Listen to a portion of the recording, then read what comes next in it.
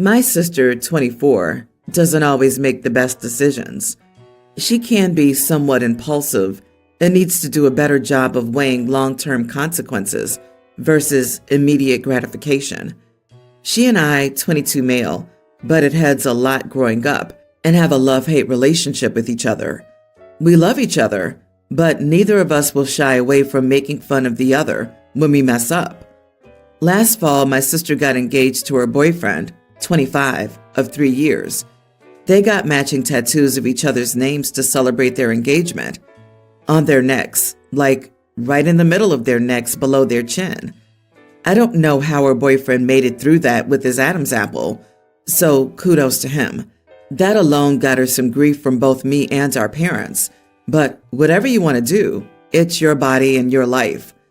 This past weekend, my sister came to our parents' house and was visibly upset. Apparently, she and her fiancé had a big fight, and he ended up breaking up with her. She asked my parents if she could move back in with them because her fiancé kicked her out of his apartment. They obviously agreed, and we all supported her and told her we would be there for her. I currently live at home too, as I'm home from college for the summer. So for the first time in a few years, my sister and I are spending a lot of time at home together, which usually brings conflicts between us. She and I share a bathroom now, and I had forgotten how much time she spends in there. The only other bathroom is in my parents' master bedroom, but all my stuff is in our shared bathroom. The other day, I planned to get together with some friends and needed to get ready. My sister was in the bathroom and would not come out. I knocked politely and asked her when she'd be done, and she said a few minutes. That dragged into half an hour, and I asked again. Same answer. When it was nearly an hour, I pounded on the door and told her to get out so I could finish getting ready. When she opened the door, it was immediately apparent why she was taking so long.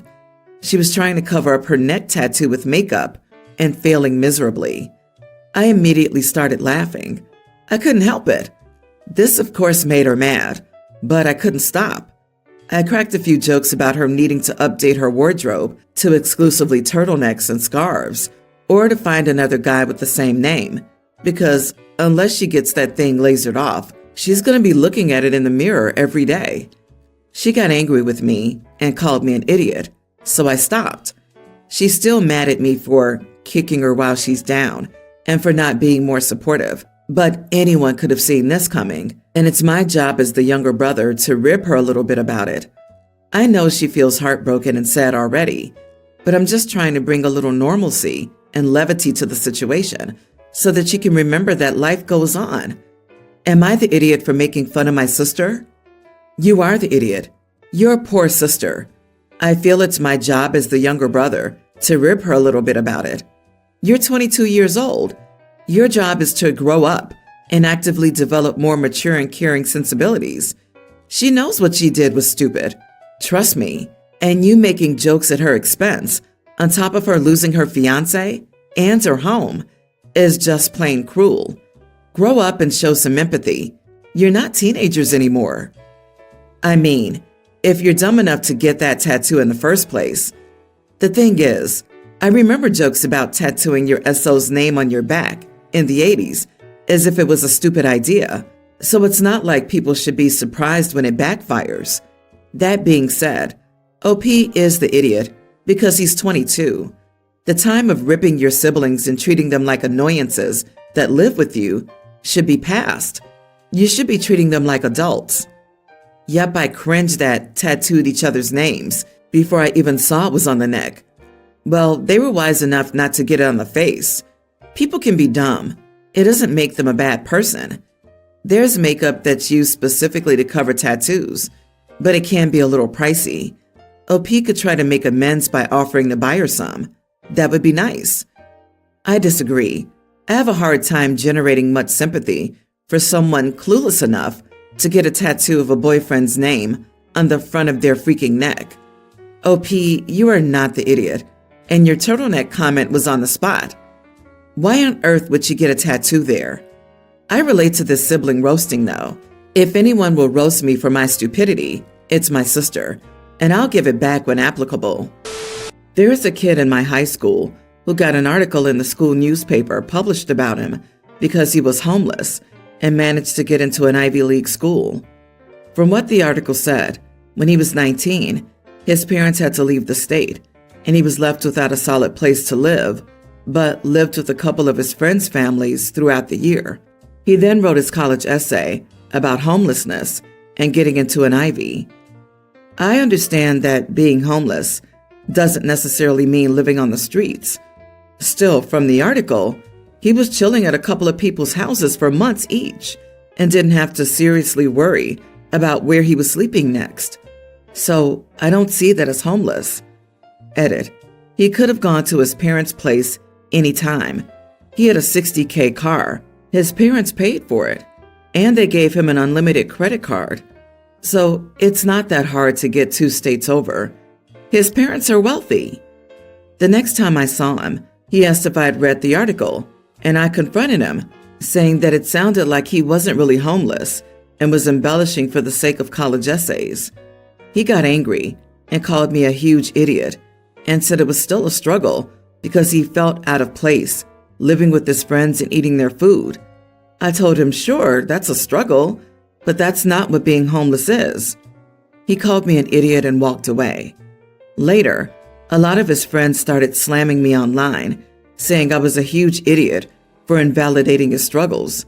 Am I the idiot? You are the idiot. Couch surfing is still homelessness, as someone who's been homeless. While he had a place to live and eat, he was pretty much at the mercy of the people who let him stay with them. There's always a chance that he'd have to leave, and I'm sure it wasn't the same feeling of security for him as living under your parents' roof would be. And what's it matter to you? What did you possibly see the outcome of the confrontation to be? You got the information about how he lived from the article, so he wasn't misrepresenting his struggles. I agree. It feels like there might be an aspect of jealousy. Did you also apply to Ivy League schools? Were you accepted? While it's your right to have an opinion, I don't see what you possibly gained from this. Sometimes it's best to keep your opinions to yourself, unless you take satisfaction in hurting people's feelings. To find an OP's comments where he mentioned the kid had a car that his parents paid for and an unlimited credit card his parents paid for, this is 100% a rich kid manufacturing BS for sympathy from other rich people, and they'll all sneer from the deck of their future yacht at actual homeless people. This is truly disgusting levels of duplicity, and you should all feel not sorry for that kid. So what? Why is this bad? Rich people like rich people with fake sob stories. They do not like poor people. The kid in OP's story leveraged that fake sympathy rich people like to extend to kids that are not too poor, too uncouth, or too dirty to get into an Ivy League school. Meanwhile, actual high-achieving kids that are actually homeless would not get a fraction of the same regard. Kids facing broken homes or foster care, bouncing from one tenuous situation to another, wouldn't get the benefit of being homeless. This was 100% manufactured homelessness for college applications. I've been getting pretty burnt out from work, and I've noticed myself getting tired a lot quicker and having barely any energy. I needed a day to myself to just relax, watch Netflix, read, play video games, etc., and not leave the apartment. Last Saturday, I told my girlfriend that that's what I would be doing on Sunday, since we had no plans. When we woke up Sunday morning, my girlfriend asked if we could go out for the day. I refused and told her she knew what I had planned for today. She just said she needs it for her mental health because she's feeling quite low. Since we were both off work on Monday, I mentioned that we could go out on Monday. She refused and asked if I could make my plans on Monday. I told her no, because I made these plans first. She mentioned again that she needed it for her mental health, and I just asked, what about my mental health? I mentioned that she knew I had planned to relax because I was burnt out. So why is my mental health less important than hers? She said that that's not what she was saying, but that she needed to get out for the day. So I told her I wasn't stopping her from going anywhere. I pointed out that she could ask a friend to go or go on her own, but that I won't be going out today. She said I was being unfair to her because I knew she struggles with mental health issues, but I just repeated that her mental health doesn't automatically come before mine, and she knew about the plans I made. Am I the idiot for refusing to change my plans? Not the idiot. She's asking you to put her mental health before yours. You wanted time alone to chill. She wants to go out and do something, which she could do alone or with a friend or relative, but she's insisting that you have to do it. That's unreasonable. You both recharge in different ways, and she should respect that. And you offered to do it another day, so you're not the idiot. It seems almost deliberate how she insisted that she go out this specific day, OP set aside for rest, and tried to use her mental health as emotional leverage. The fact that she continued to push back is, I agree, worrying. I think OP should keep an eye out for this pattern going forward. Yep, you're not her emotional support animal. You have your own needs. I completely get that level of burnout and need to decompress. I need those days and tell my wife 2 or 3 days in advance that I need this day to unwind. She's happy to be lazy sometimes. If not, she'll go see some friends or family or get her nails done. You don't have to do everything together all the time. She'll invite me or ask if I'd like to do something, but there is zero expectation. And more, she's just seeing if I changed my mind, which sometimes I do. Look after your health and well-being, OP, and encourage your partner to do the same. While me and my husband are childless and don't want any kids of our own, we love to spend time with our nieces and nephews. This includes my brother's tween son, Alan, young grammar school daughter, Ava, and my sister's tween daughter, Kelly. Last spring, we planned a weekend trip with the kids to a beach town about an hour away. We did this to spend time with them and confirm if they'd be ready for longer overnight trips, and we'd also be within driving distance of home if any of them needed to go home early. My husband and I expected that Ava may have had difficulty being away from her parents overnight since she was young, but both she and Alan were well behaved the whole trip. However, Kelly misbehaved for the entire beach trip. Friday, pick up from their parents' houses around 5 and got to the beach town around 7. During the car ride, Kelly was being an instigator and kept trying to start a fight with Alan. Kelly was not listening at the grocery store and refused to take turns with Alan and Ava with the TV. Saturday, Kelly threw a fit because she wanted ice cream, and we told her we wouldn't go to the ice cream store until later. We told her she could have fruit for a snack if she was hungry, and Kelly threw some of the fruit in the trash before my husband stopped her. At the beach, Kelly kept refilling the hole Ava was trying to dig with sand, despite being told multiple times to stop. Kelly kept trying to start fights with her cousins. During dinner, Kelly was rude to our waitress and was sarcastic the first time we told her to apologize. Sunday, at the gift store, Kelly wanted a conch shell and a mermaid doll, but didn't have enough pocket money to get both. When we told Kelly she'd need to pick one and couldn't have both, she wasn't allowed either because she kept throwing a fit. At the hotel, Kelly was not listening and kept trying to watch TV, despite being told multiple times to help with packing suitcases. During the car ride home, Kelly was again being an instigator and kept trying to start fights with Alan and Ava. My husband and I told my sister that Kelly was not coming on any more overnight trips with us because of her behavior. My sister's angry now because we haven't changed our minds and are staying true to our word by only bringing Alan and Ava to our week-long trip. My sister told me that Kelly was just acting like a kid, and she's only a tween. I agreed with my sister that exactly, Kelly is a tween. There's a reason we waited until the kids got to their current ages. She's too old to misbehave and throw fits like a 4-year-old. She says Alan and Ava may be mature or calm for their ages, but I'm out of line to punish Kelly for not being the exception to her age, and she hopes me and my husband feel good about ourselves after excluding a child. Is my sister right that we're the idiots? You are 100% not the idiot. You're Aunt and Uncle of the Year, OMG, not to mention losing a week of free babysitting. Don't worry about your sister either. She's just upset that you're a better parent to her child by sticking to your word than she's capable of being. Kelly's not the only one who needs to learn. Actions have consequences. Exactly. Sister was probably already planning a child-free week vacation. They raised a brat. Now they have to deal with the consequences of that. I guess she throws many tantrums at home, and they placate her by giving her whatever she wants. Also, being an only child likely hasn't helped. Sorry to burst the bubble, not all only children behave like that. Entitled and mannerless children behave like that. My cousin is the only child of his parents. He's 8 years old, and he behaves way more maturely and responsibly than this Kelly. Being an only child does not give you the green flag to misbehave. It's all part and parcel of the upbringing. We went to a birthday dinner for my daughter Maddie and her newish boyfriend, Mike.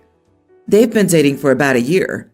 We did gifts at the table, and Mike pulled out a box wrapped in blue paper, and it was a Tiffany bracelet. Growing up, I could never afford to get my children things like that. Maddie's other sisters were there, one with her husband, who doesn't have family money, and my youngest daughter, who's still a teenager. They both seemed uncomfortable as Mike put the bracelet on my daughter's wrist, and she showed it off. I pulled Mike aside later and asked him to give expensive gifts in private because my other daughters won't ever have anything that nice. He said no, he's not doing that because Maddie can have whatever she wants, and her family needs to get used to it. I thought it was rude, and I told my husband later after the party, and he blew me off, saying it makes our whole family seem petty and jealous that I said that. I said I was just considering our other daughter's feelings, and it's not an appropriate gift to give in front of others. My husband said, "What'll happen when the big engagement ring or wedding comes along? Am I going to be petty then, because Mike is serious about Maddie?" I didn't think it was tacky of me, but the opposite, because it's flaunting his money for no reason, and others may get hurt feelings about the situation. And I'm just looking out for my other daughters as well. You are the idiot. It's not flaunting money for no reason. The reason is it was her birthday, and she got a gift. What weird world do you live in where everyone is equal? Every group of siblings who are adults has someone who makes more money. That's life. And what a weird statement. Your other daughters will never have anything nice? Finances change. People have nice things, even if they aren't wealthy. Do you think your other daughters felt uncomfortable because of the bracelet and it showed? Then you should have taught them in time to be happy for someone else getting a gift and to praise it, whether it's ugly or something you'd like to have yourself. This is basic politeness. If you need a selfish reason to be happy about your daughters, maybe her future husband, to have one wealthy child or sibling can be a very good thing. Who knows if maybe you have access to a beach house one time? Or consider the fact that they can help out in case the life of a family member takes a bad turn for one reason or another. Honestly, this whole situation is really weird to me. A year-long relationship isn't newish. You sound jealous of your daughter's good fortune. Maddie and her boyfriend shouldn't have to hide their lifestyle. This is how you drive people away. Glad I'm not the only one who thinks a year is not newish. It makes me wonder if she genuinely thinks a year is newish, or is trying to minimize the relationship to justify her reaction. For now, she says her other daughters looked uncomfortable and just assumed it was because they were jealous. Your husband is correct. You're taking your feelings of inadequacy and projecting them onto your daughter. A healthy parent wants the best for their child and hopes they find someone who treats them like gold. Why don't you want that for her? You're being jealous and petty. What are you going to do next? Go to the kid's school and demand that the other students aren't allowed to wear designer labels you can't afford for your kids? You're absolutely ridiculous.